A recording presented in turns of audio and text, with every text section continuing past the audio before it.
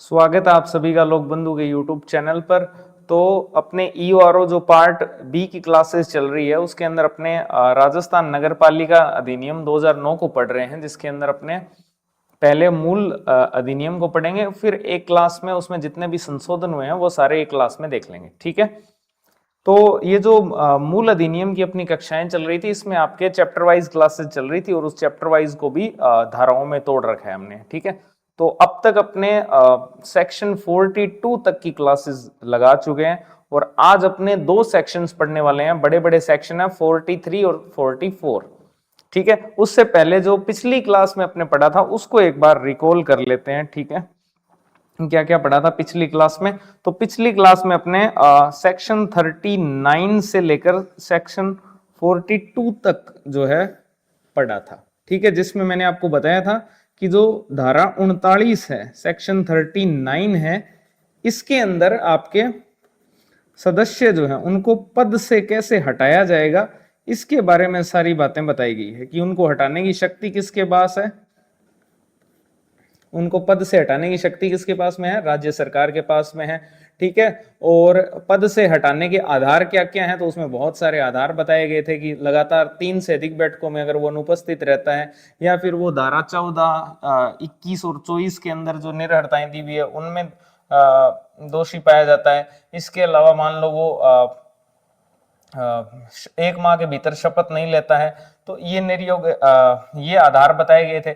इसके बाद में कुछ और भी आधार बताए गए थे जो कि 39(1) के अंदर थे। तो ये ध्यान रखना, 39(1) बहुत ही ज्यादा इंपॉर्टेंट है, ये बार बार आएगा। तो 39(1) में बेसिकली उसके आचरण से रिलेटेड आधार बताए गए थे पद से हटाने के लिए। जैसे कि उसने अगर पद का दुरुपयोग किया है, ठीक है ना, या फिर वो दुराचरण का दोषी पाया गया है, या उसने जानबूझकर अपने कर्तव्यों का क्या कर दिया है, उल्लंघन कर दिया है। तो ये सारे जो है आधार ये बताए गए हैं आर्टिकल 39(1) के अंदर। ठीक है, इसके अलावा जो है वो जांच बताई गई है कि उस पर जो लगे हुए एलिगेशंस हैं, जो जिन आधारों पर उसको पद से हटाया गया है, जिन एलिगेशंस या अभिकथन के आधार पर उसको पद से हटाया जाएगा, उनकी जांच राज्य सरकार किसके थ्रू करवाएगी? तो इसमें बताया गया था एक होती है प्रारंभिक जांच, जो कि राज्य सरकार आरएस से ऊपर की रैंक का कोई अधिकारी नियुक्त करता है और उससे करवाता है। जबकि एक होती है न्यायिक जांच, जो कि राज्य सरकार किसको नियुक्त करता है? जिला न्यायाधीश की रैंक के किसी अधिकारी को नियुक्त करता है, और इस न्यायिक अधिकारी के पास में सिविल कोर्ट की सारी शक्तियां जो है वो होती है, जिसमें समन जारी करना है, पब्लिक रिकॉर्ड्स मंगवाना है, ये सारी शक्तियां इसके पास में रहती है। ठीक है, तो ये आर्टिकल 39 था। इसके बाद अपने पढ़ा था सेक्शन 39 था। इसके बाद में सेक्शन 40 धारा 40 पढ़ी थी, जिसमें यह बताया गया था कि इस पर जो भी एलिगेशंस लगे हैं, अभिकथन लगे हैं, वो जारी रहेंगे। ठीक है, अभिकथनों का जारी रहना, अभिकथन जो है वो जारी रहेंगे। ठीक है, ये आर्टिकल 40 में बताया गया था कि इस पर जो भी अभिकथन लगे हैं वो जारी रहेंगे। और आर्टिकल 41 जो था, आर्टिकल 41 और एक था आर्टिकल 42। आर्टिकल 42 जो था उसमें तो सिंपली ये बताया गया था कि जो दोहरी सदस्यता है उस पर रोक होगी, दोहरी सदस्यता पर रोक होगी। इसका मीनिंग ये है कि अगर कोई एमपी है, एमएलए है, या फिर कोई पंचायती राज का सदस्य है, तो वो आपके नगर पालिका का सदस्य नहीं बन सकता, और ना ही कोई नगर पालिका का सदस्य एमपी, एमएलए या पंचायती राज का सदस्य बन सकता है। अगर ऐसा होता है तो 14 दिन की समय सीमा के भीतर भीतर जो है उनको त्याग पत्र देना पड़ेगा, नहीं तो फिर नगर पालिका की ही सदस्यता हमेशा के लिए समाप्त होगी इसमें। ठीक है, तो दोहरी सदस्यता पर रोक आर्टिकल 42 में बताई गई है। और आर्टिकल जो 41 है, इसमें यह बताया गया है कि उस पर क्या क्या निर् योग्यताएं जो है वो आरोपित हो जाएगी। अगर मान लो वो, अगर उसको पद से हटा दिया गया है, अगर उसको पद से हटाया गया है, तो उस पर क्या क्या निर्हरताएं आरोपित होगी, जिसमें सिंपल बात यह कही है कि वो 6 वर्ष तक के लिए जो है चुनाव नहीं लड़ पाएगा, अगर उस पर आर्टिकल 39(1) के तहत निर्योग्यता लगाई गई है। इसके तहत अगर उसको पद से हटाया गया है तो वो 6 साल तक चुनाव नहीं लड़ सकता। तो ये सारी धाराएं अपने कल की क्लास में पढ़ी थी, और आज की क्लास में अपने 2 धाराएं पढ़ने वाले हैं। एक आर्टिकल बोल रहा हूं बार बार, सेक्शन 43 है, और एक है सेक्शन 44। सेक्शन 43 के अंदर अब तक जितने भी प्रोविजंस आपने पढ़े थे वो पढ़े थे सदस्यों से रिलेटेड। ठीक है, अब अपने पढ़ेंगे अध्यक्ष और उपाध्यक्ष। तो सेक्शन 43 जो है इसमें यह बताया गया है अध्यक्ष और उपाध्यक्ष के बारे में। अध्यक्ष और उपाध्यक्ष से रिलेटेड जितनी भी बातें हैं वो सारी यहां पर बताई गई है 43 के अंदर। सेक्शन 43 या धारा 43 के अंदर अध्यक्ष और उपाध्यक्ष से रिलेटेड बातें बताई गई है। क्या क्या बातें हैं वो अपने एक एक करके देखते हैं। बहुत ही इजी है, आपको ज्यादा दिमाग पर लोड नहीं पड़ेगा। ठीक है, प्रत्येक नगर पालिका के अंदर एक अध्यक्ष और एक उपाध्यक्ष होगा प्रत्येक नगर पालिका में, चाहे वो नगर निगम हो, चाहे वो नगर परिषद हो, चाहे वो नगर पालिक बोर्ड हो, उसके अंदर एक अध्यक्ष होगा और एक उपाध्यक्ष होगा। ठीक है, ठीक है। Every municipality to have a chairperson and a vice chairperson. तो सबसे पहले अपने ये देख लेते हैं कि इनका पद नाम क्या होगा। सबसे पहले तो ये देख लेते हैं कि इनका पद नाम क्या हो। इसने ये बताया है आर्टिकल जो 43 है, बेसिकली धारा जो 43 है, इसमें यह बताया गया है कि प्रत्येक नगर पालिका में एक तो होगा अध्यक्ष, ठीक है, और एक इसमें कौन होगा, उपाध्यक्ष, प्रत्येक नगर पालिका में। अब नगर पालिका 3 प्रकार की बता रखी है। एक होती है नगर निगम, एक आपके होता है नगर परिषद, और एक होता है नगर पालिक बोर्ड, जिसको सामान्य भाषा में आप नगर पालिका ही बोलते हो, नगर पालिक बोर्ड। ठीक है, तो अब सबसे पहले ये बताया गया है कि अपने धारा 43 को डिटेल में पढ़ रहे हैं। सबसे पहले बताया गया है कि इनके पद नाम क्या होंगे, जो अध्यक्ष और उपाध्यक्ष होंगे इनके पद नाम क्या होंगे। तो पद नाम आपको पता ही है, नगर निगम का जो अध्यक्ष होता है उसको अपने क्या बोलते हैं, मेयर बोलते हैं। इंग्लिश में मेयर बोलते हैं और हिंदी में उसको महापौर बोलते हैं। ठीक है, हिंदी में क्या बोलते हैं, महापौर, इंग्लिश में उसको मेयर बोलते हैं। और उपाध्यक्ष जो होगा उसको बोलेंगे उप महापौर, उप महापौर। नगर निगम का जो अध्यक्ष होता है उसको क्या बोलते हैं, मेयर, और जो उपाध्यक्ष होता है उसको क्या बोलते हैं, उप महापौर। ठीक है ना। जो नगर परिषद होता है इसका जो अध्यक्ष होता है उसको बोलते हैं सभापति। नगर परिषद का जो अध्यक्ष होता है उसको क्या बोलते हैं, सभापति, और जो उपाध्यक्ष होता है उसको बोलते हैं उपसभापति, उपसभापति। ठीक है, और जो नगरपालिक बोर्ड होता है, नगरपालिक बोर्ड के अध्यक्ष को अपने अध्यक्ष पदनाम से ही संबोधित करते हैं और उपाध्यक्ष को उपाध्यक्ष पदनाम से ही संबोधित करते हैं। तो पहला प्रोविजन तो ये है धारा 43 के अंदर कि नगर पालिका के अंदर एक अध्यक्ष और एक उपाध्यक्ष होगा, ये धारा 43 है। फिर अपने इनसे रिलेटेड प्रोविजंस देखने वाले हैं, तो उसमें पहला प्रोविजन आता है कि इनके पद नाम क्या होंगे। तो जो नगर निगम का अध्यक्ष है उसको अपने मेयर या महापौर बोलेंगे, उपाध्यक्ष जो होगा उसको उप महापौर बोलेंगे। नगर परिषद का जो अध्यक्ष है उसको सभापति, और उसके जो उपाध्यक्ष है उसको क्या बोलेंगे, उप सभापति। नगरपालिक बोर्ड जो है इसके अध्यक्ष को अध्यक्ष ही बोलेंगे और उपाध्यक्ष को उपाध्यक्ष ही बोलेंगे। तो पहला प्रोविजन पद नाम था जो आपको ऑलमोस्ट आते हैं, तो इस पे ज्यादा अपने टाइम वेस्ट नहीं करेंगे। ठीक है, तो ये है कि नगर निगम है तो महापौर और उप महापौर, नगर परिषद है म्युनिसिपल कॉरपोरेशन है तो उसमें मेयर और डिप्टी मेयर, नगर परिषद यानी कि म्युनिसिपल काउंसिल है तो सभापति, और इंग्लिश में बोले तो प्रेसिडेंट, और उप सभापति यानी वाइस प्रेसिडेंट। नगरपालिक बोर्ड है, म्युनिसिपल बोर्ड है तो अध्यक्ष यानी कि चेयरमैन और उपाध्यक्ष यानी वाइस चेयरमैन। तो पहला प्रोविजन पदनाम से रिलेटेड है। आगे बढ़ते हैं, दूसरा इसमें है पदों का आरक्षण, रिजर्वेशन होगा क्या।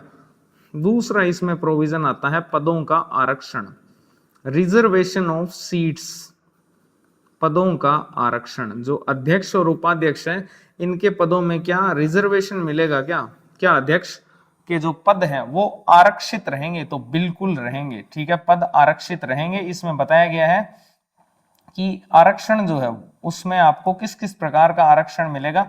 तो इसमें एक तो होगा एससी आरक्षण, एक इसमें होगा एसटी आरक्षण, एक इसमें होगा ओबीसी आरक्षण, और एक इसमें होगा महिला आरक्षण। तो ये चार वर्गों का आरक्षण जो है वो अध्यक्ष पद के लिए रहेगा।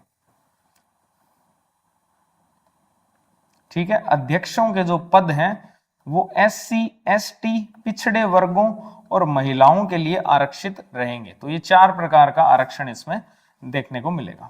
ठीक है, सिंपली आप समझ सकते हो जो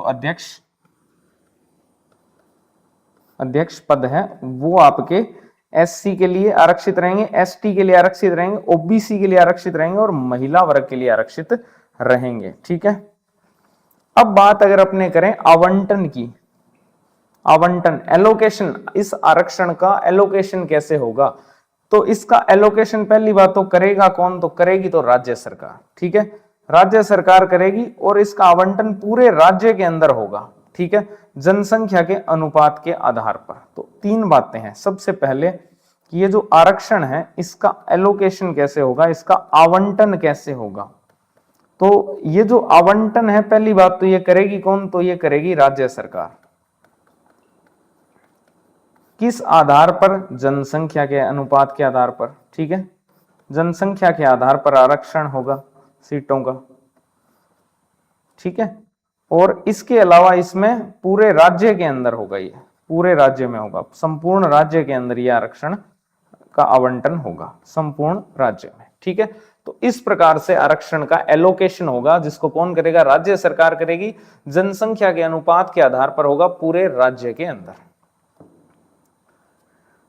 अब इसमें एक सिंपल सा आप जानते हो अनुच्छेद 334 को, आर्टिकल 344, आर्टिकल 334, आर्टिकल 334 में ये जो आरक्षण बताया गया है SC ST OBC और महिला का, ये जो आरक्षण है ये 10 वर्ष की अवधि के लिए होता है और हर 10 साल बाद इसको बढ़ाया जाता है और इसको बढ़ाने के लिए संविधान में किया जाता है संशोधन। ठीक है, संविधान संशोधन। अब आप कमेंट सेक्शन में ये लिखोगे कि जो अभी लेटेस्ट संशोधन हुआ है जिसमें इस आरक्षण की अवधि को 10 वर्ष बढ़ाया गया है, ठीक है, वो कौन सा था। क्या वो 103वां संविधान संशोधन था, क्या वो 104वां संविधान संशोधन था, क्या वो 105वां संविधान संशोधन था, या क्या वो 106वां संविधान संशोधन था। कमेंट सेक्शन में लिखोगे कि अभी जो लेटेस्ट संशोधन हुआ है जिसके तहत ये जो आरक्षण अवधि है इसको 10 वर्ष बढ़ाया गया है, ये क्या 103वां था, 104वां था, 105वां था, ये 106वां था। ठीक है, लेकिन यहां मेन बात ये है कि जो आर्टिकल 334 है इसमें यह बताया गया है कि ये जो SC ST OBC और महिला आरक्षण है इसकी अवधि जो है वो 10 वर्ष रहेगी। ठीक है, और प्रत्येक 10 वर्ष के बाद इसको बढ़ाया जाएगा, जिसके लिए संविधान में संशोधन करना अनिवार्य रहेगा। ठीक है, तो यही बात यहां लिखी गई है कि SC ST OBC का ये जो आरक्षण है, ठीक है, महिला नहीं है इसमें, SC ST और जो OBC का आरक्षण है वो भारतीय संविधान के आर्टिकल 334 के अंदर जो निर्दिष्ट अवधि है जो कि 10 वर्ष है उसकी समाप्ति पर प्रभावी नहीं रहेगा। अगर वो अवधि समाप्त हो गई है तो वो ये आरक्षण नगर पालिका के लिए भी प्रभावी नहीं रहेगा। सिंपल सी बात है। ठीक है, यानी जो नगर पालिका का आरक्षण है उसकी अवधि भी 10 वर्षीय, नगर पालिका अध्यक्ष के पद के लिए जो आरक्षण है उसकी अवधि भी कितनी है, 10 वर्षीय है। अगर ये अवधि समाप्त हो जाती है, अगर ये अवधि समाप्त हो जाती है तो ये आरक्षण प्रभावी नहीं रहेगा, इसके लिए संविधान में संशोधन करना ही पड़ेगा। ठीक है, तो ये अब तक अपने 2 बातें पढ़ी है। पहला अपने उनके पद नाम पढ़ लिए, ठीक है, और दूसरा फिर अपने आरक्षण से रिलेटेड प्रोविजंस पढ़ लिए। तो एक बार रिकॉल करवा देता हूं मैं आपको।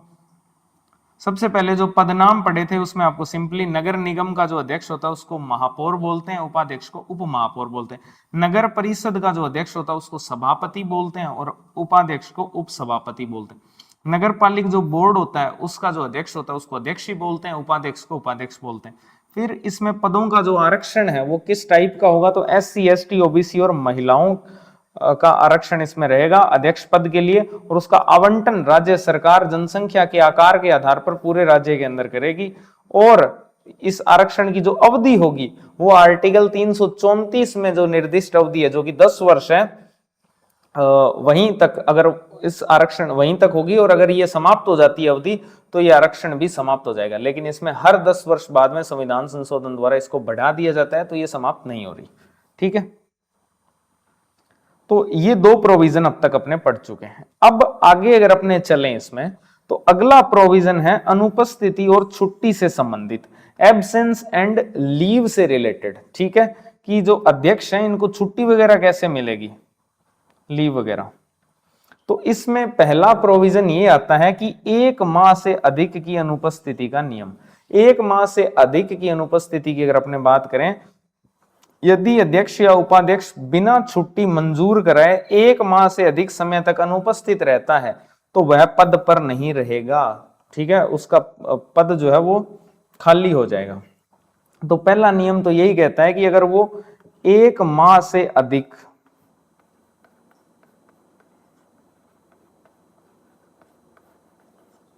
अनुपस्थित रहता है बिना अनुमति के,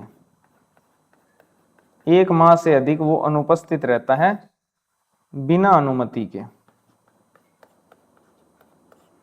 तो उसका पद जो है वो रिक्त हो जाएगा।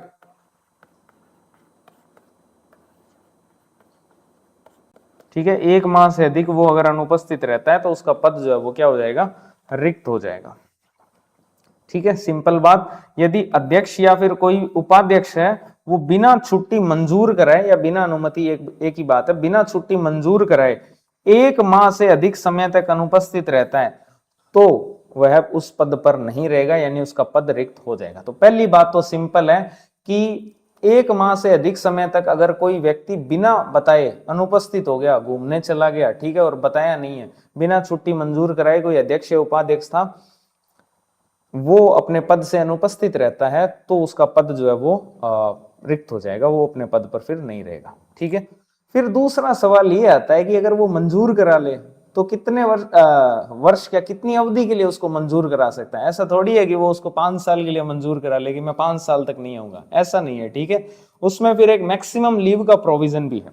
अधिकतम छुट्टी उसको कितनी मिल सकती है, तो नगर पालिका द्वारा उसको अधिकतम 6 माह तक की छुट्टी जो है वो मंजूर की जा सकती है। ठीक है, मैक्सिमम लीव जो है, अधिकतम छुट्टी उसको कितनी मिल सकती है, 6 माह तक। नगर पालिका जो है 6 माह तक उसकी छुट्टी जो है वो मंजूर कर सकती है, यानी 6 माह तक जो है स्वीकृत छुट्टियां मैक्सिमम लीव है उसकी। ठीक है, सिंपल सी बात है। अगर 1 माह से अधिक समय तक वो अनुपस्थित रह जाता है बिना छुट्टी मंजूर कराए तो उसका पद रिक्त हो जाएगा। फिर दूसरा सवाल आता है कि अगर वो छुट्टी मंजूर करा ले फिर वो उसमें भी एक प्रोविजन ये है कि उसकी अधिकतम छुट्टी जो है मंजूर हो सकती है सिर्फ 6 माह तक की। ठीक है, 6 माह तक की ही छुट्टी उसकी मंजूर की जा सकती है, उससे अधिक की नहीं की जा सकती। तो ये मैक्सिमम लीव का प्रोविजन है। फिर तीसरा इसमें आता है कि मान लो उसका पद खाली हो जाता है अध्यक्ष और उपाध्यक्ष का, तो ऐसी स्थिति में उसके पद के कर्तव्यों का निर्वहन कौन करेगा। देखो, अगर अध्यक्ष का पद खाली है तो उपाध्यक्ष ही करेगा, लेकिन हम वो स्थिति मान के चल रहे हैं कि जहां अध्यक्ष छुट्टी पर है और उपाध्यक्ष का पद भी खाली ही है, तो ऐसी स्थिति में फिर सदस्यों में से ही चुनाव करके इस रिक्ति को भरा जाएगा। ठीक है, तो ये 3 प्रोविजन अनुपस्थिति और छुट्टी से रिलेटेड थे। पद अगर मान लो खाली है, अगर अध्यक्ष मान लो छुट्टी पर चला गया, उपाध्यक्ष का पद खाली है, तो ऐसी स्थिति में उनके जो कर्तव्य हैं उनका निर्वहन जो सदस्य हैं वो अपने में से ही चुनकर करेंगे, सदस्यों में से ही किसी को चुना जाएगा और वही पद के कर्तव्यों का क्या करेंगे, निर्वहन करेंगे। ठीक है, तो सिंपल सी बात है ये तो, कि 3 बातें हैं बेसिकली। पहली बात यह है कि तफड़ी कितने महीने तक मार सकता है, तो 6 माह तक की है उसकी। ठीक है, अगर बिना बताए तफड़ी मार दी और 1 माह से अधिक हो गई वो तो गया। ठीक है, तो पद आपका खाली। ठीक है, और तीसरी बात इसमें यह है कि अगर अध्यक्ष छुट्टी पर है, उपाध्यक्ष का पद खाली है, तो ऐसी स्थिति में पर उसके पद के कर्तव्यों का निर्वहन कौन करेगा, सदस्यों में से ही किसी एक को चुना जाएगा। ठीक है, तो ये तीसरा प्रोविजन था इससे रिलेटेड। एक अपने पदनाम देख लिए, एक अपने आरक्षण देख लिया, एक अनुपस्थिति और छुट्टी की बात कर ली।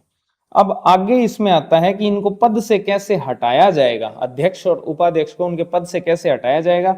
इसके लिए क्या नो कॉन्फिडेंस मोशन भी आएगा, क्या अविश्वास प्रस्ताव भी लाया जाएगा, और ये अपना इस्तीफा जो है वो किसको देंगे। ठीक है, तो 3 तरीके हैं पद से हटाने के बेसिकली। एक तो पद से हटाने का तरीका क्या है, स्वतः रिक्ति हो सकती है। दूसरा तरीका है अविश्वास प्रस्ताव लाया जा सकता है। तीसरा ये है कि ये अपना इस्तीफा ही दे दे मान लो। तो देखो, अगला जो प्रोविजन है इसमें वो है पद से हटाना, पद से हटाना, या फिर अविश्वास प्रस्ताव, या फिर अविश्वास प्रस्ताव, पद से हटाना, अविश्वास प्रस्ताव, या फिर आपके पद से हटाना, अविश्वास प्रस्ताव, और तीसरा इसमें हो जाएगा इस्तीफा या त्याग पत्र। ठीक है, तो ये तीनों प्रोविजन अब अपने को देखने हैं। तो सबसे पहले इसमें आता है स्वतः रिक्ति, पद से हटाने में स्वतः रिक्ति, ऑटो वैकेंसी। यदि उपाध्यक्ष जो है वो अध्यक्ष के रूप में निर्वाचित हो जाता है तो उसका उपाध्यक्ष का पद जो है वो खाली माना जाएगा। अगर मान लो उपाध्यक्ष है वो अध्यक्ष के रूप में निर्वाचित हो गया तो ये जो उपाध्यक्ष का जो पद था ये खाली माना जाएगा।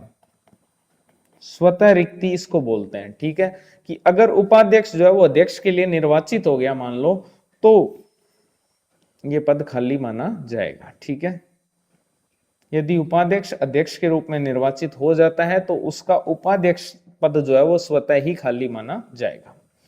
दूसरा तरीका है अविश्वास प्रस्ताव, जिसको अपने बोलते हैं नो कॉन्फिडेंस मोशन। अविश्वास प्रस्ताव या फिर नो कॉन्फिडेंस मोशन, ये क्या होता है तो इसको डिटेल में बताया गया पहले ही।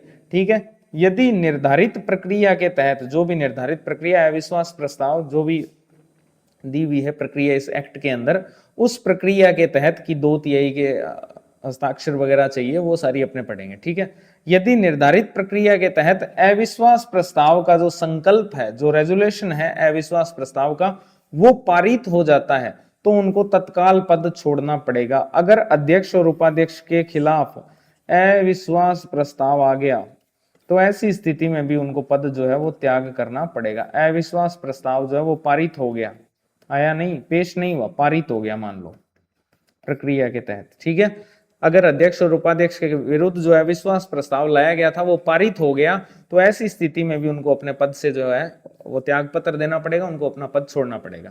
पहली स्थिति स्वतः रिक्ति की थी, अगर कोई उपाध्यक्ष जो है वो अध्यक्ष के रूप में निर्वाचित हो जाता है तो उसका उपाध्यक्ष का जो पद है वो खाली हो जाएगा। और दूसरा है उनके विरुद्ध अविश्वास प्रस्ताव आ जाए तो भी उनको पद जो है वो तत्काल ही छोड़ना पड़ेगा। इसके अलावा तीसरा तरीका है उनको पद से हटाया जाए, मान लो हटाया जाए उनको पद से। और ये जो हटाया जाएगा ये सेम प्रक्रिया है जो सेक्शन 39 के अंदर है। ठीक है, जो सेक्शन 39 के अंदर दी गई है हटाए जाने की प्रक्रिया, जो कि 39(1) के घ जो आपको बताया था मैंने, इसको याद रखना है आपको। 39(1) घ जो है जिसके अंदर बताया गया है कि अगर उसने अपने पद का दुरुपयोग किया है, मान लो 3 मेन बातें हैं वहां पर। एक, पद का दुरुपयोग हुआ है। दूसरा, उसने अपने कर्तव्यों का जानबूझकर उल्लंघन किया है, कर्तव्यों का जानबूझकर उपेक्षा की है, जानबूझकर उसने क्या की है, उपेक्षा की है।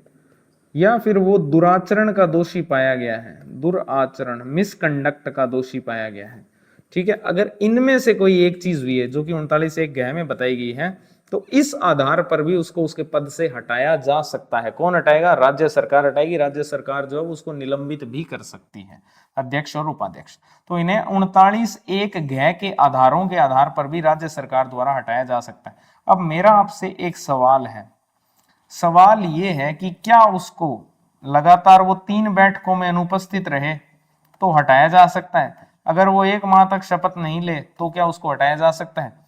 अगर वो 14, 21 और इसमें 24 में बताई गई जो निर्हरताएं हैं इनमें दोषी पाया जाता है तो क्या उसको हटाया जा सकता है? कमेंट सेक्शन में आप लिखोगे, क्योंकि यहां तो 39(1) घ ही बताया गया है। ठीक है, इंगेज भी देखें तो सही कितना पड़ा है। बार बार बोलते हैं क्लासें रेगुलर नहीं है, क्लासें रेगुलर नहीं है। 1 दिन का गैप इसलिए छोड़ा जाता है ताकि पिछला रिवाइज कर लिया जाए। ठीक है, तो आप कमेंट सेक्शन में देखते हैं कितने लोग लिखते हैं ये चीज। एक भी सवाल मैंने पहले भी पूछा, एक सवाल वो भी बताएंगे। ठीक है, तो इनको जो सेक्शन 39(1) घ है इसके आधारों के आधार पर राज्य सरकार के द्वारा हटाया जा सकता है। इसके बाद में एक और तरीका है, वो है त्याग पत्र, रेजिग्नेशन। ठीक है, त्याग पत्र, तो ये इंपॉर्टेंट है, इसको ध्यान से समझना। त्याग पत्र, इसको बहुत ही ध्यान से समझना, इसमें दो बातें मेन है। त्याग पत्र, त्याग पत्र के अंदर एक तो ये है कि जो उपाध्यक्ष है वो अपना त्याग पत्र किसको देगा। दूसरा आता है इसमें जो अध्यक्ष है वो अपना त्याग पत्र किसको देगा और किस रूप में देगा। सबसे मेन बात तो ये है। तो जो उपाध्यक्ष है वो तो अपना त्याग पत्र अध्यक्ष को ही देगा। अब चाहे नगर पालिका बोर्ड का हो, चाहे वो नगर परिषद का हो, चाहे वो नगर निगम का हो, ठीक है, वो अपना जो भी अध्यक्ष है उस बोर्ड का या परिषद का या निगम का, उसी को देगा। ठीक है, तो उपाध्यक्ष अपना त्याग पत्र अध्यक्ष को देगा। ठीक है, उपाध्यक्ष जो है वो अपना इस्तीफा या त्याग पत्र जो है वो अध्यक्ष को देगा और लिखित नोटिस के थ्रू देगा ये। ठीक है, किस रूप में देगा, तो लिखित नोटिस। ये इंपॉर्टेंट है, ध्यान रखना, लिखित नोटिस में देगा, ये रिटर्न में लिख के देगा त्याग पत्र। किसको, अध्यक्ष को। अब बारी आती है अध्यक्ष की। अध्यक्ष जो है वो अपना इस्तीफा राज्य सरकार के द्वारा प्राधिकृत किसी अधिकारी को देगा, लेकिन लिखित में नहीं देगा, व्यक्तिश देगा, यानी आमने सामने, इन फ्रंट, पर्सनली उसको देगा। ठीक है, तो अध्यक्ष जो है वो राज्य सरकार द्वारा प्राधिकृत अधिकारी को देगा, राज्य सरकार द्वारा प्राधिकृत अधिकारी को देगा।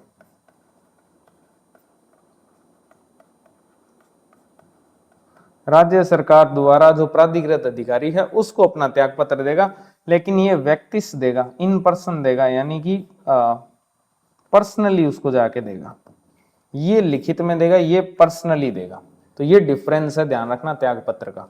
तो त्याग पत्र उपाध्यक्ष अपना त्याग पत्र किसको देगा, अध्यक्ष को देगा, और अध्यक्ष अपना त्याग पत्र किसको देगा, राज्य सरकार के द्वारा प्राधिकृत किसी अधिकारी को। ठीक है, अब अगर बात करें तो उपाध्यक्ष जो है वो अपना त्याग पत्र लिखित नोटिस के माध्यम से देगा, जबकि अध्यक्ष जो है वो पर्सनली देगा, व्यक्तिश देगा। ठीक है, इसके बाद में आता है कि ये त्याग पत्र प्रभावी कब होगा, इसकी कोई अवधि है क्या। मान लो उपाध्यक्ष ने त्याग पत्र दे दिया लेकिन अध्यक्ष ने इसको स्वीकार ही नहीं किया, तो फिर वो कैसे अपने पद से हटेगा। लेकिन इसमें एक अवधि का प्रावधान किया गया और वो अवधि है 30 दिन।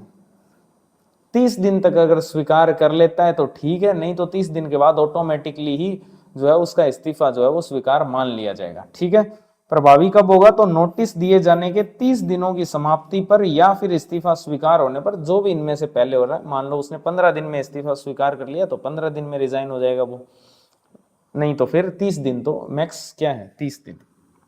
तो इसमें अवधि की अगर अपने बात करें तो इसमें अवधि हो जाएगी 30 दिन की। इस्तीफा देने की जो अवधि, इस्तीफा स्वीकार करने की अवधि है वो 30 दिन है। ठीक है, या फिर अगर वो पहले ही स्वीकार कर लेता है तो और ही बढ़िया है। तो ये सारी बातें थी आपकी। अब मैं इसको एक बार और रिकॉल करवा देता हूं कि उनको पद से हटाने के या फिर अविश्वास प्रस्ताव और इस्तीफे से रिलेटेड क्या क्या प्रोविजन है। तो इसमें पहला आता है ऑटो वैकेंसी, यानी कि अगर उपाध्यक्ष जो है वो अध्यक्ष के रूप में निर्वाचित हो जाता है तो उसका उपाध्यक्ष का पद जो है वो खाली हो जाएगा। दूसरा है कि अगर अध्यक्ष और उपाध्यक्ष के विरुद्ध अविश्वास प्रस्ताव पारित हो जाता है तो उन्हें तत्काल पद छोड़ना पड़ेगा। तीसरा इसमें आता है कि अगर उनको धारा 39(1) के तहत किसी भी आधार पर राज्य सरकार हटा देती है, जिसमें कि पद का दुरुपयोग है, कर्तव्यों का उपेक्षा करना है, ठीक है, इसके अलावा दुराचरण का दोषी पाया जाना है, तो इन आधारों पर अगर राज्य सरकार उसको हटा दे तो ये हटाए जा सकते हैं। फिर रेजिग्नेशन, त्याग पत्र, तो त्याग पत्र में उपाध्यक्ष अपना त्याग पत्र किसको देगा, अध्यक्ष को देगा। अध्यक्ष किसको देगा, राज्य सरकार द्वारा प्राधिकृत अधिकारी को देगा। उपाध्यक्ष जो है उसका त्याग पत्र जो है वो लिखित में होगा, जबकि अध्यक्ष का जो त्याग पत्र है वो आपके व्यक्तिश होगा, पर्सनल होगा। प्रभावी कब होगा, तो 30 दिन की अवधि के भीतर भीतर ये प्रभावी हो जाएगा। इसके बाद में अगला जो प्रोविजन है वो है आकस्मिक रिक्ति जो आई थी, जो आकस्मिक रिक्ति आई थी उसको कैसे भरा जाएगा, कैजुअल वैकेंसी। ठीक है, जो अध्यक्ष का पद खाली है, उपाध्यक्ष का पद खाली है, तो इनको भरा कैसे जाएगा मान लो। तो इसमें सिंपल प्रोविजन है आकस्मिक रिक्ति को भरना। आगे अगला जो प्रोविजन है वो है आकस्मिक रिक्ति।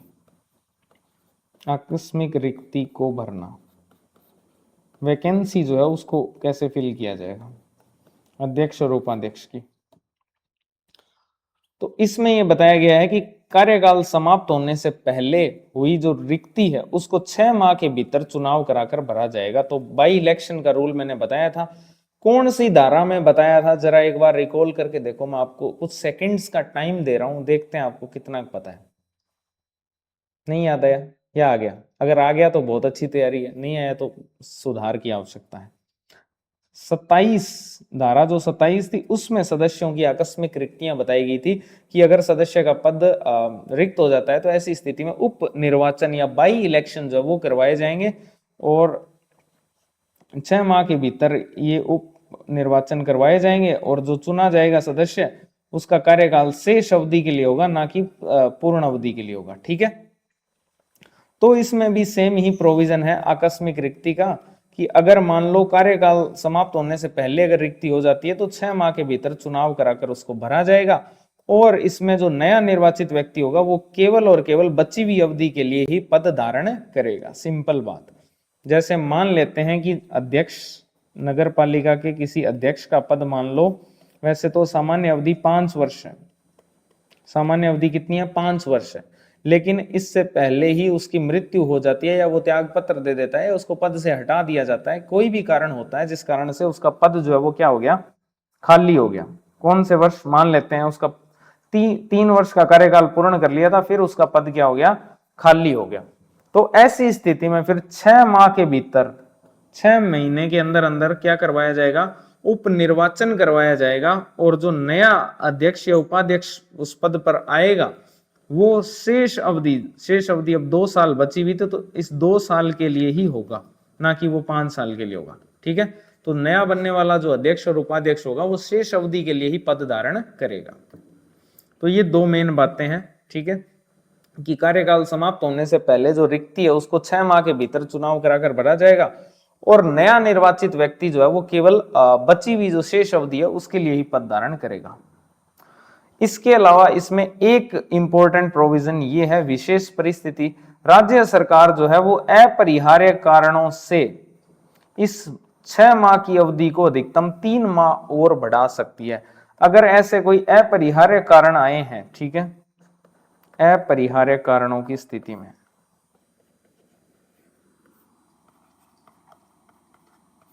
अपरिहार्य कारणों की स्थिति में राज्य सरकार जो है ये जो 6 माह की अवधि है, कि मान लो कुछ ऐसे कारण हो गए जिनके कारण 6 माह के भीतर चुनाव करवाना पॉसिबल नहीं है, तो फिर क्या होगा? तो ऐसी स्थिति में राज्य सरकार इसमें 3 माह की छूट दे सकती है, इसको 3 माह बढ़ा सकती है, 3 माह इसको इंक्रीज कर सकती है, इस अवधि को 3 माह और बढ़ा सकती है। तो मैक्सिमम टाइम कितना हो सकता है? 9 माह का हो सकता है कि 9 माह के भीतर तो चुनाव होकर ही रहेंगे। सिंपल सी बात है। ठीक है, राज्य सरकार इसको 3 माह तक बढ़ा सकती है, 6 माह की अवधि को।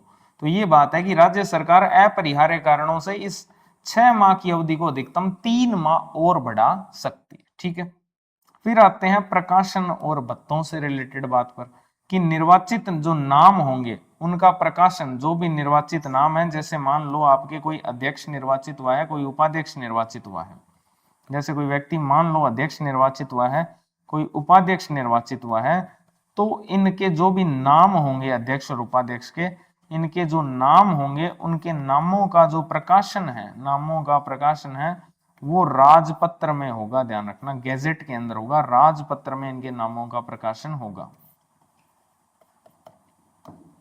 ठीक है, राजपत्र में इनके नामों का प्रकाशन होगा। और जो अध्यक्ष होता है, अध्यक्ष को नगर पालिका जो निधि है, ये आगे एक चैप्टर में पढ़ेंगे, नगर पालिका निधि पूरा चैप्टर ही है, तो इसमें अध्यक्ष जो है उसको नगर पालिका निधि जो है उससे मासिक भत्ते और सुविधाएं मिलेगी। ठीक है, जो आपका अध्यक्ष है उसको कहां से भत्ते मिलेंगे? अध्यक्ष जो है उसको भत्ते कहां से मिलेंगे? तो इसको नगर पालिका निधि से भत्ते मिलेंगे। इसको राज्य की संचित निधि या आकस्मिक निधि से नहीं मिलेंगे, इसको नगर पालिका जो निधि है वहां से इसको मासिक भत्ते और जो सुविधाएं हैं वो मिलेगी। तो ये इंपॉर्टेंट है, कहां से मिलेंगे अध्यक्ष को भत्ते? तो नगर पालिका निधि से। ठीक है, तो ये इतने सारे प्रोविजंस जो थे वो थे आपके धारा 43 की। ठीक है, इनको एक बार रिकॉल करवा देता हूं मैं आपको।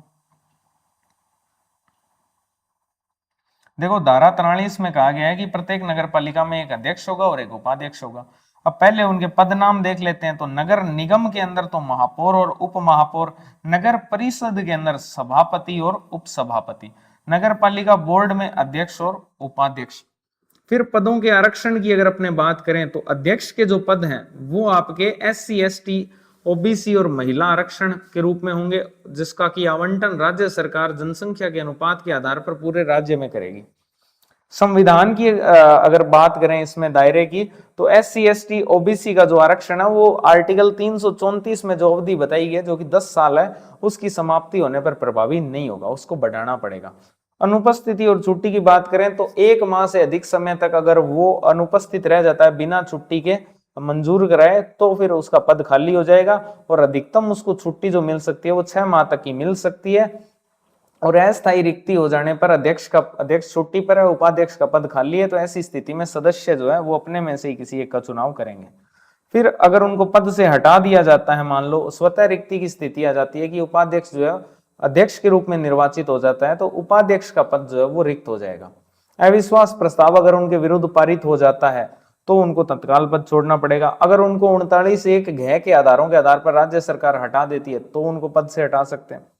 इस्तीफा, उपाध्यक्ष अपना इस्तीफा अध्यक्ष को देगा, अध्यक्ष अपना इस्तीफा राज्य सरकार द्वारा जो भी प्राधिकृत अधिकारी है उसको देगा, और उपाध्यक्ष जो है वो लिखित नोटिस के माध्यम से देगा, जबकि अध्यक्ष जो है वो पर्सनली देगा। प्रभावी कब होगा? तो 30 दिनों की समाप्ति, मतलब इसमें अवधि रखी गई है, 30 दिन के भीतर भीतर इसको स्वीकार करने की अवधि है। आकस्मिक रिक्ति की स्थिति भी हो सकती है, तो ऐसी स्थिति में 6 माह के भीतर चुनाव करवाया जाएगा, और जो नया निर्वाचित सदस्य होगा वो बची हुई अवधि के लिए पद धारण करेगा, और इस 6 माह की अवधि को राज्य सरकार अधिक से अधिक 3 माह और बढ़ा सकती है बस। और जो भी निर्वाचित नाम होंगे उनका प्रकाशन जो है वो राजपत्र में किया जाएगा, और अध्यक्ष को जो मिलने वाले मासिक भत्ते और सुविधाएं हैं वो नगर पालिका निधि से दिए जाएंगे। ठीक है, अब ओरिजिनल एक्ट भी दिखा देता हूं। जैसे इसका ये देखो धारा 43, इसकी उपधारा 1 जिसमें इनके पद नाम बताए गए हैं। ठीक है, नगर निगम,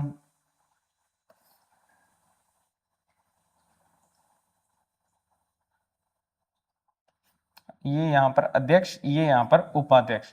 फिर इसके बाद में आपको आरक्षण से रिलेटेड प्रोविजंस मिल जाएंगे यहां पर। ठीक है, ये संविधान वाला आर्टिकल 334 हो गया।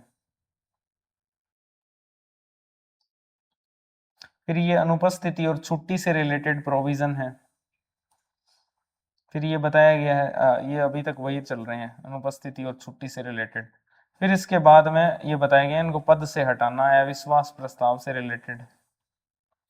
तो ये उपधाराएं आपको मैं पहले ही बता चुका हूं, आपको याद नहीं करनी है, आपको सिर्फ धारा याद करनी है और उसका टाइटल याद करना है, और उपधारा का कंटेंट याद करना है, ना कि प्रॉपर कोई उपधारा याद करनी है। कुछ मामलों में करनी है जो मैं आपको साथ साथ बता ही रहा हूं, जैसे कि 39(1) घ आपको याद करनी है कि एक घ में क्या क्या है। 12 में आपको इस्तीफे से रिलेटेड प्रोविजन मिल जाएगा। इसके अलावा पदावधि की समाप्ति होने पर ये आपके वो पद रिक्ति वाली स्थिति बता रहा है यहाँ पर, अपरिहार्य कारणों से 3 माह तक इस अवधि को और बढ़ाया जा सकता है। ठीक है, तो ये सारे प्रोविजन आपको जो अभी अभी सारे बताए गए हैं ये इसी में से लिए गए, तो इसका एक भी जो ऑफिशियल डॉक्यूमेंट है उसका एक भी प्रोविजन नहीं छूटेगा। फिर ये बताया गया है कि इनके जो नाम है वो राजपत्र में प्रकाशित होंगे, और नगर पालिका के अध्यक्ष को जो मासिक भत्ते और सुविधाएं हैं वो नगर पालिका की निधि से दिए जाएंगे। ठीक है, तो ये आपकी धारा 43 थी। अब आगे अपने को धारा 44 को पढ़ना है, सेक्शन 44।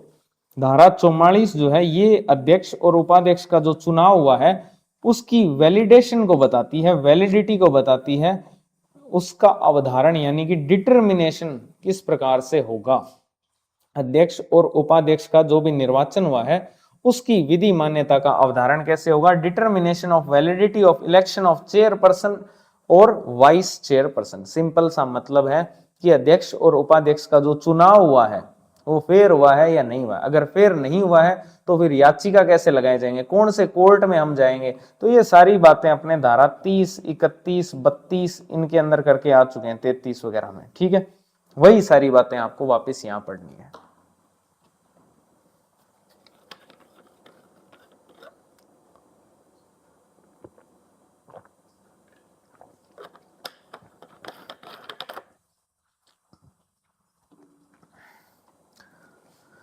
ठीक है, तो सबसे पहली बात तो यही है कि अगर मान लो आपको अध्यक्ष और उपाध्यक्ष का जो चुनाव है, ठीक है, उसमें आपको असहमति है, तो ऐसी स्थिति में उसको आप चुनौती दे सकते हो।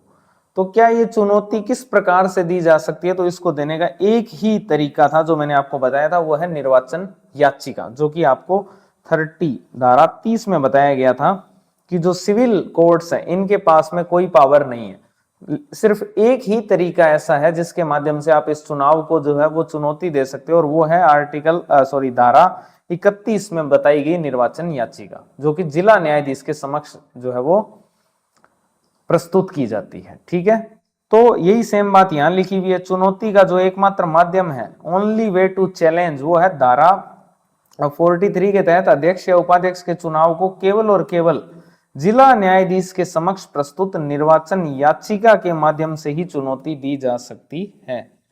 तो यहां अपने पढ़ रहे हैं धारा 44। धारा 44 के अंदर क्या है कि जो अध्यक्ष और उपाध्यक्ष का निर्वाचन है, अध्यक्ष या फिर उपाध्यक्ष का जो निर्वाचन है, अध्यक्ष और उपाध्यक्ष के निर्वाचन की विधि मान्यता, वैलिडेशन, विधि मान्यता का अवधारण, ठीक है, विधि मान्यता का अवधारण, डिटर्मिनेशन। तो इसमें सिंपल एक ही बात बताई गई है कि ओनली वे, एकमात्र तरीका है इसमें इनके चुनाव को चुनौती देने का, और वो है निर्वाचन याचिका। ठीक है, और निर्वाचन याचिका आपको पता ही है किसके समक्ष प्रस्तुत की जाती है? डिस्ट्रिक्ट कोर्ट के, डिस्ट्रिक्ट कोर्ट के या फिर जिला न्यायाधीश के समक्ष। जिला न्यायाधीश के समक्ष आप निर्वाचन याचिका प्रस्तुत करोगे तो आप इस चुनाव को चुनौती दे सकते हो। ठीक है, फिर इस याचिका को ट्रांसफर भी किया जा सकता है, ट्रांसफर ऑफ पिटीशन, याचिका जो है इसका अंतरण भी हो सकता है। जिला न्यायाधीश के समक्ष आपने याचिका जो है वो दायर की, मान लो प्रस्तुत की, ठीक है, तो जिला न्यायाधीश जो है वो इस याचिका को अपने अधीनस्थ किसी अन्य न्यायाधीश को भी सुनवाई और निपटारे के लिए इसको ट्रांसफर कर सकता है, लिखित कारण उसके पास में उसके होने चाहिए। तो सिंपल सी बात यही है कि याचिका का अंतरण भी किया जा सकता है, इस याचिका को ट्रांसफर भी किया जा सकता है, याचिका जो है इसको ट्रांसफर भी किया जा सकता है। कोई जरूरी नहीं है कि जिला न्यायाधीश ही इसकी सुनवाई करेगा और उसका निपटारा करेगा, इस याचिका को ट्रांसफर भी किया जा सकता है। जो जिला न्यायाधीश है वो अपने किसी अधीनस्थ जो न्यायाधीश है उसको ये याचिका जो है वो सुनवाई के लिए या इसके निपटारे के लिए दे सकता है, लेकिन जिला न्यायाधीश के पास में इसके लिखित कारण होने चाहिए। रिटर्न में लिख के देगा, बोलते हैं ना रिटर्न में लिख के दे, तो वो ये सेम होना चाहिए। डिस्ट्रिक्ट जो जिला न्यायाधीश है वो अपने अधीनस्थ को इस याचिका को ट्रांसफर कर सकता है, सिर्फ एक चीज होनी चाहिए, लिखित कारण उसके पास में उसका होना चाहिए। ठीक है, तो इस याचिका को ट्रांसफर किया जा सकता है और फिर उस स्थिति में जो अधीनस्थ न्यायाधीश होगा वो इसकी सुनवाई करेगा और इसका निपटारा करेगा। ठीक है, अब सवाल ये आता है कि याचिका कौन दायर कर सकता है और इसको कैसे दायर किया जा सकता है। अब देखो याचिका कौन दायर कर सकता है, पहला सवाल तो ये। अब एक बात बताओ, याचिका कौन दायर करता है? क्या याचिका, अब देखो आरपीएससी है जैसे, ठीक है, आरपीएससी ने कोई प्रश्न बनाया, वो गलत बना दिया, याचिका कौन दायर कर रहे हैं? स्टूडेंट जो नाखुश है जो उससे, ठीक है, तो याचिका कोई आरपीएससी थोड़ी दायर करेगी हमने गलत क्वेश्चन बना दिया, नहीं, याचिका हमेशा ही पीड़ित पक्ष ही दायर करेगा। तो याचिका को कौन दायर कर सकता है? तो इसमें चुनाव के अंदर जो पराजित है, डिफीटेड कैंडिडेट है, तो एक तो पराजित उम्मीदवार जो हार गया है उसको लगेगा कि चुनाव में गड़बड़ी हुई है, ठीक है, सिंपल सी बात है, जो हारा है उसको लगेगा चुनाव में गड़बड़ी हुई है, तो वो याचिका दायर कर सकता है। तो एक तो पराजित उम्मीदवार जो है वो डिफीटेड कैंडिडेट, या फिर जिसका नामांकन मान लो रद्द हो गया, जो मैंने बताया था नामांकन रद्द होने के क्या क्या आधार हैं, वो इसको दायर कर सकता है। नामांकन जो है रद्द, दो ही व्यक्ति इसको दायर कर सकते हैं, या तो कोई डिफीटेड कैंडिडेट है, पराजित उम्मीदवार है, या फिर जिसका नामांकन रद्द हो गया है, तो वो निर्वाचन याचिका जो है वो दायर कर सकते हैं। ठीक है, अब आता है ये जो निर्वाचन याचिका ये कैसे होगी, तो याचिका के साथ जो है 1,000 रुपए जमा करवाना अनिवार्य है। इसमें एक सुरक्षा सिक्योरिटी डिपॉजिट भी रखी गई है, सिक्योरिटी डिपॉजिट। याचिका जो है इसके साथ में एक सिक्योरिटी डिपॉजिट भी है, जो कि है 1,000 रुपए की। 1,000 रुपए की सिक्योरिटी डिपॉजिट भी इसमें रखी गई है, सुरक्षा राशि या निक्षेप जिसको बोलते हैं। ठीक है ना, सिक्योरिटी डिपॉजिट, सुरक्षा राशि, या फिर इसको बोल लो निक्षेप। याचिका के साथ 1,000 रुपए की सुरक्षा राशि भी जमा करवाना अनिवार्य है। ठीक है ना, ये अनिवार्य है, ध्यान रखना, 1,000 रुपए जमा करवाना अनिवार्य है। तो अब तक जो बातें पढ़ी है धारा 44 में, वो आपको बता देता हूं। बहुत ही सिंपल बातें पढ़ी थी, पुरानी बातें ही पढ़ रहे हैं। धारा 44 के अंदर ये बताया गया है कि ये जो अध्यक्ष और उपाध्यक्ष के चुनाव हुए हैं, इनकी वैलिडेशन कैसे डिटरमाइन होगी, इनकी विधि मान्यता का अवधारण कैसे होगा। तो इसमें बताया गया है कि अध्यक्ष और उपाध्यक्ष के जो चुनाव है, इनको चुनौती देने का सिर्फ और सिर्फ एक ही तरीका है, और वो है निर्वाचन याचिका, जो कि धारा 31 में बताई थी। ठीक है, और ये निर्वाचन याचिका आप सब जानते हो, जिला न्यायाधीश के समक्ष ही दायर की जा सकती है, प्रस्तुत की जा सकती है। और क्या ये जिला न्यायाधीश इसका अंतरण भी कर सकते हैं, ट्रांसफर कर सकता है क्या याचिका को? तो बिल्कुल कर सकता है। जिला न्यायाधीश जो है वो अपने अधीनस्थ न्यायाधीश को इस याचिका को लिखित कारणों के साथ में ट्रांसफर कर सकता है, और उस स्थिति में अधीनस्थ न्यायाधीश ही इस याचिका को सुनवाई करेगा और उसका निपटारा करेगा। ठीक है, और फिर आता है सवाल कि इस याचिका को दायर कौन कर सकता है। तो एक तो पराजित उम्मीदवार, डिफीटेड कैंडिडेट, या फिर जिसका नामांकन रद्द हो गया है, वो इस याचिका को जो है वो दायर कर सकता है। फिर एक अनिवार्य प्रावधान रखा गया है कि अगर याचिका दायर कर रहे हो तो जेब में 1,000 रुपए होने चाहिए, यानी सिक्योरिटी डिपॉजिट का प्रावधान है। इसमें निक्षेप सुरक्षा राशि 1,000 रुपए आपको जमा करवाने पड़ेंगे अगर आप याचिका दायर कर रहे हो तो। अब आता है सवाल कि क्या ये जो आपने सिक्योरिटी, जैसे आप किराया देते हो तो वो तो आपको वापस मिल जाता है। जैसे किराया जो आप जैसे रेंट पे रहते हो तो आप 1 महीने का एडवांस या 2 महीने का एडवांस देते हो, वो बाद में आप जब मकान छोड़ते हो तो आपको इजीली मिल जाता है। वो इजीली तो खैर नहीं मिलता। ठीक है, तो इसमें आता है कि इस निक्षेप की जब्ती भी हो सकती है। ठीक है, सुरक्षा राशि सुरक्षित नहीं रह सकती, यानी जब्त भी हो सकती है। किस स्थिति में? तो यदि न्यायाधीश को यह लगता है कि याचिका जो है वो सारहीन है या फालतू है, ऐसे ही मुंह उठा के याचिका दायर कर दी गई है, ठीक है, फ्रीवोलस है या फिर वैक्सिटस है, सारहीन है या फिर फालतू है, तो फिर वो इस 1,000 रुपए की सुरक्षा राशि जो है इसको राज्य सरकार के पक्ष में जब्त करने का आदेश जो है वो दे सकता है। ठीक है, तो ये जो सिक्योरिटी डिपॉजिट है, ये सिक्योरिटी कब नहीं रहेगी, सुरक्षित कब नहीं रहेगी? अगर जो जिला न्यायाधीश है, अगर जिला न्यायाधीश जो है उसको ये लगता है कि ये जो सुरक्षा राशि है, आप ये जो याचिका दायर की गई है, ये याचिका जो है वो सारहीन है।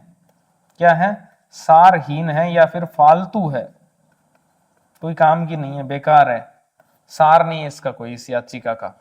तो ऐसी स्थिति में फिर वो इसको जब्त कर सकता है। और जब्त क्या वो न्यायालय के पास जब्त होगी? नहीं, वो फिर राज्य सरकार के पास जाएगी। ठीक है, राज्य सरकार के पक्ष में इसको जब्त करने का जो है वो आदेश दे सकता है। ठीक है, तो ये है निक्षेप की जब्ती। यदि न्यायाधीश को ये लगता है कि याचिका सारहीन या फालतू है, तो वो फिर इसकी जो सिक्योरिटी डिपॉजिट है उसको राज्य सरकार के पक्ष में जब्त करने का आदेश दे सकता है। ठीक है, ये आपकी धारा 44 थी। तो एक बार इसको भी पढ़ लेते हैं, धारा 44 को। तो धारा 44 जो है वो अध्यक्ष या उपाध्यक्ष के निर्वाचन की विधि मान्यता का अवधारण बताती है, जिसको चुनौती का एक ही तरीका है, वो है निर्वाचन याचिका, जो कि आप डिस्ट्रिक्ट कोर्ट के समक्ष प्रस्तुत कर सकते हो, और इसको ट्रांसफर भी किया जा सकता है अधीनस्थ न्यायालय के पास में, वही उसकी सुनवाई और निपटारा कर सकता है। ठीक है, याचिका को पराजित उम्मीदवार या जिसका नामांकन रद्द हो गया वो दायर कर सकता है। सिक्योरिटी डिपॉजिट 1000 रुपए है, जो कि एक स्थिति में जब्त हो सकती है। यदि न्यायालय को यह लगता है कि ये सारहीन या फालतू याचिका थी तो फिर वो इसको राज्य सरकार के पक्ष में जमा करने का या जब्त करने का आदेश दे सकता है।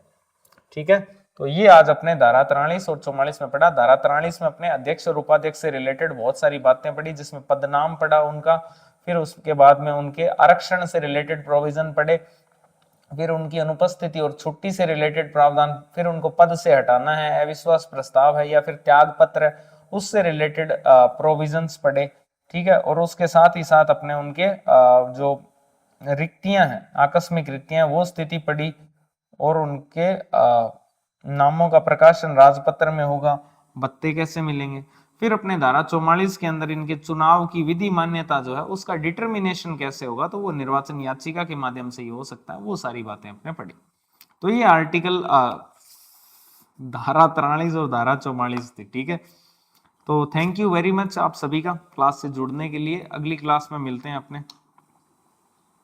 तब तक के लिए रिवीजन करते रहो। Thank you.